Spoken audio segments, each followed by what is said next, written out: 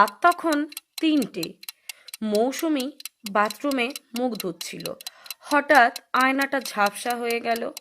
সে হাত দিয়ে মুছতেই দেখল আয়নায় তার প্রতিবিম্ব নেই, বরং দেখা যাচ্ছে ঠিক তার পেছনে একটা লম্বা ছায়া দাঁড়িয়ে আছে।